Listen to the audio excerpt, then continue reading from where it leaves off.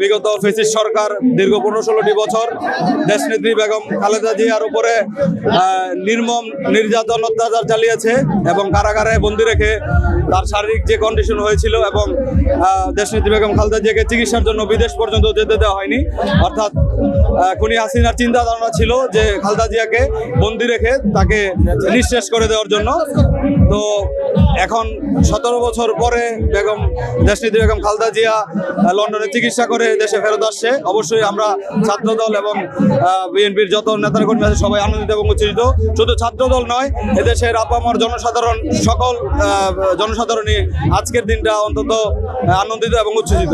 অনেক গরম। আমি 8:30টার সময় আসছি, এখানে হাজার হাজার নেতাকর্মী সবাই, তো সেজন্য আমার বয়সও তো হয়েছে, সেজন্য একটু টায়ার্ড, একটু রেস্ট নিচ্ছি। ম্যাডাম আসতে আবার সামনে রাস্তায় যাব, অন্য কোনো অসুস্থ না, যে হার্টের সমস্যা সমস্যা নেই, বয়সের কারণে একটু রেস্ট নিচ্ছি, বাতাসটা নিচ্ছি, আবার এখনই যাবো আর কি, চিন্তার কোনো কারণ নাই। চিকিৎসা নিয়ে আপনাদের নেত্রী, আমাদের সকলের নেত্রী আবার দেশে ফিরছেন, কেমন লাগছে?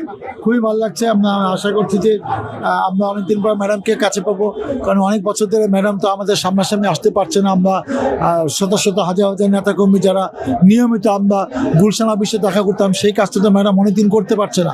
আমরা আশা করছি যে এখন নিয়মিত হয়তো সপ্তাহে 1 দিন 2 দিন হয়তো উনি গুলশান অফিসে বসবেন, সারা বাংলাদেশের নেতাকর্মীরা দেখতে পাবে, উজ্জীবিত হবে, আবার নতুন করে ম্যাডামকে নিয়ে তাদের স্বপ্ন দেখবে, দল ক্ষমতা আসবে ইনশাল্লাহ। আমরা মনে করছি জনগণের ভোটে আমরা ম্যাডামকে আবার হয়তো প্রধানমন্ত্রী, রাষ্ট্রপতি যে কোনো একটা জায়গায় আমরা ইনশাল্লাহ আগামীতে দেখতে চাই, এবং ইনশাল্লাহ জনগণই সেটা বানাবে। সেই প্রত্যাশা নিয়ে বিএনপির নেতাকর্মীরা পহল গুনছে, অপেক্ষায় আছে। আমাদের অনুভূতিটা, আমাদের মা দীর্ঘদিন পর আজ দেশে আসতেছে বাংলার জমিনে, কারণ আমাদের দেশনেত্রী বেগম খালেদা জিয়া তিনি বলেছেন, বাইরে আমার কোনো ঠিকানা নাই, এই দেশই আমার ঠিকানা। সুতরাং আমাদের মা ও মাটি মানুষের নেত্রী দেশনেত্রী বেগম খালেদা জিয়া তার সন্তানদের মাঝে ফিরে আসছে, এতে আমাদের আবেগ অনেক বেশি। আমরা সরকারি তিতুমির কলেজ ছাত্রদলের পক্ষ থেকে তাকে শুভেচ্ছা ও স্বাগতম জানাই।